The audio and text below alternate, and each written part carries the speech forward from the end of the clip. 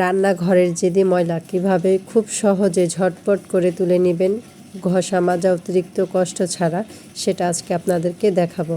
তো হাতের নাগালে থাকা সাধারণ কিছু উপকরণ দিয়েই এটা করতে পারবেন।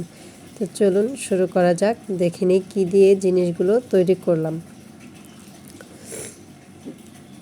তো আমি প্রথমে নিয়ে নিলাম 2টা লেবু স্লাইস করে কেটে নিয়েছি। দিয়ে দিব 1.5 চামচ সোডা আর সামান্য কিছু লবণ, আর দিয়ে দিব হুল পাউডার। বেশি করে হুল পাউডারের পরিমাণটা একটু বেশি করে দিবেন। আর লেবুর রসগুলো চিপে নিব। সবগুলো রস আমি একসাথে নিয়ে এটাকে ভালো করে মিক্স করে নেব।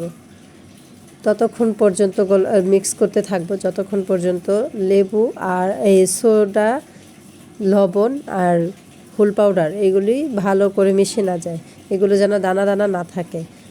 আর একটু আমি বেশি করে করার জন্য পানি দিয়ে ভালো করে পাতলা করে নিছি। এখন আরও পানির সাথে মিশাবো। তো বোতলে পানি নিয়ে নিছি। এই উপকরণগুলো ছেঁকে নিলাম যেন দানা বেঁধে না থাকে, নাহলে পাইপের মধ্যে ভরে থাকবে। তো আমার এই বোতলটা হচ্ছিল না স্প্রে ক্যাপের সাথে, তা আমি বোতলটা আবার পরিবর্তন করে নিলাম। এখন যেখানে যেখানে যদি ময়লা আছে সেখানে ভালো করে স্প্রে করে দিব। বেশি ঝামেলা না, আপনি যেখানে কম ময়লা সেখানে স্বাভাবিকভাবে এক স্প্রে করে দিতে পারেন, আর যেখানে বেশি ময়লা সেখানে একটু স্প্রেটা বেশি করতে পারেন, কারণ পানির পরিমাণটা একটু বেশি লাগবে।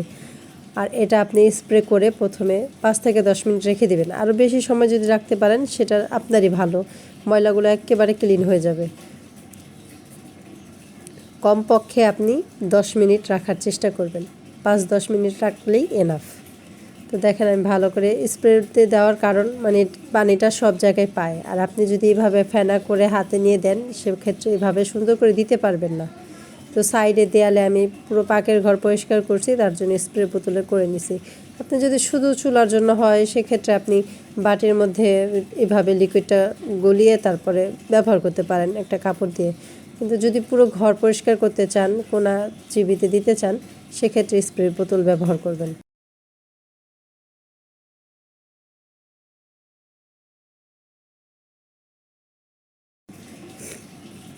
দেখেন আমি পরিষ্কার করতেছি, এক ঘষাতেই কত সুন্দর পরিষ্কার হয়ে যাচ্ছে।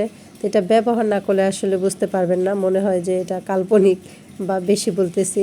তাই অবশ্যই একবার ট্রাই করে দেখবেন। তো দেখেন আমি পরিষ্কার করে নিয়ে আসছি, কতটা ক্লিন হয়েছে। এটা কিন্তু অফ ক্যামেরায় আমি সুন্দর করে পরিষ্কার করে নিয়ে আসছি। আপনারাও ব্যবহার করে দেখবেন, যদি ভালো হয়, ভালো লাগে লাইক কমেন্ট